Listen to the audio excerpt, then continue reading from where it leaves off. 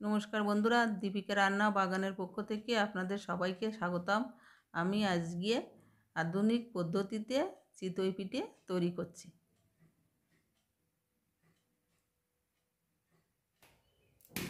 প্রথমে নারকেলটা ভেঙে নিচ্ছি।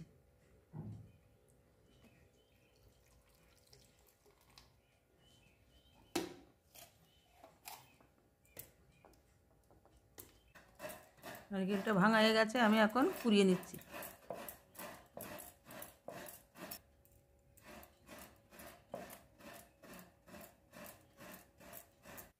নারকেলটা কোড়া হয়ে গেছে, ব্যাটার তৈরি করব, তার জন্য জল গরম করে নিচ্ছি। জলটা গরম হয়ে গেছে।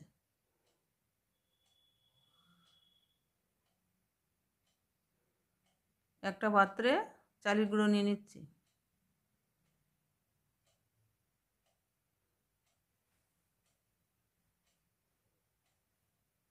দিয়ে দিচ্ছি সামান্য নুন। নুনটা চালের গুঁড়োর সঙ্গে ভালো করে মিশিয়ে নিচ্ছি। দিয়ে দিচ্ছি নারকেল কোড়া।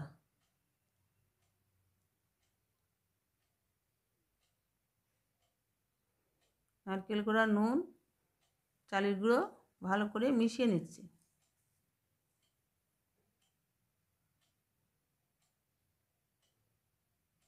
দিয়ে দিচ্ছি হালকা গরম জল। জলটা চালের গুঁড়োর সঙ্গে অল্প অল্প করে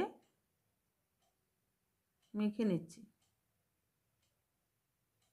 15 মিনিট ভিজিয়ে রেখেছিলাম সুজিটা দিয়ে দিচ্ছি।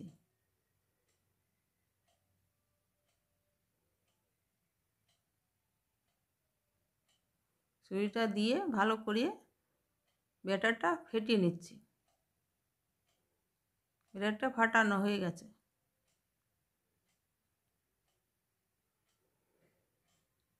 দুধের ভিতর চিতই পিঠেটা ভিজাবো, তার জন্যে 1.5 কেজি দুধ নিয়েছি। দুধে দিয়ে দিচ্ছি পাটালি গুড়,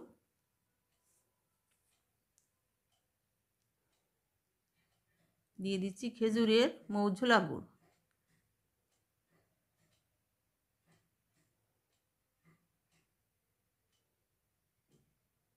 দুধের সঙ্গে গুড়টা ভালো করে মিশিয়ে নিচ্ছি।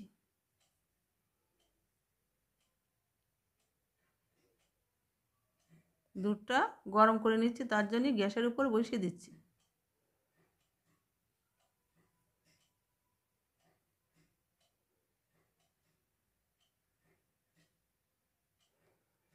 ননস্টিকের কড়াইটা গ্যাসের উপর বসিয়ে দিয়েছি।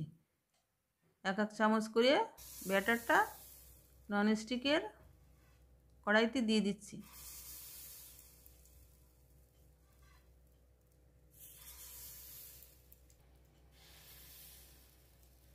সবগুলোতে দেওয়া হয়ে গেছে। এখন আমি ঢেকে দিচ্ছি।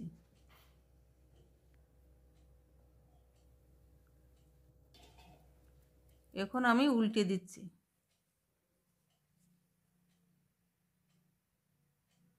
ননস্টিকের কড়াইতে চিতই পিঠে তৈরি করলে বুক ওঠে না, কিন্তু ভিতরটা কাঁচা থাকে না। আবারও ঢেকে দিচ্ছি।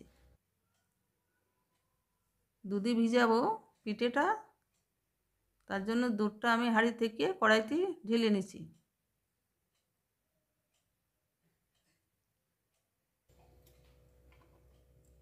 ননস্টিকের কড়াই থেকে এক একটা করে পিঠে আমি দুধের ভিতর দিয়ে দিচ্ছি।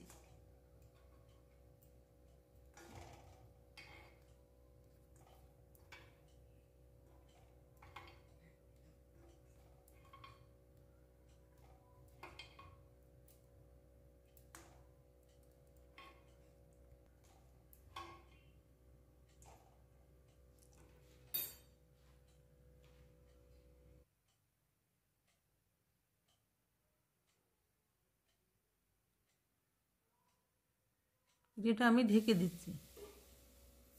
আবারও একই পদ্ধতিতে বাকিগুলো 1 চামচ করে ননস্টিকের কড়াইতে ব্যাটারটা দিয়ে দিচ্ছি।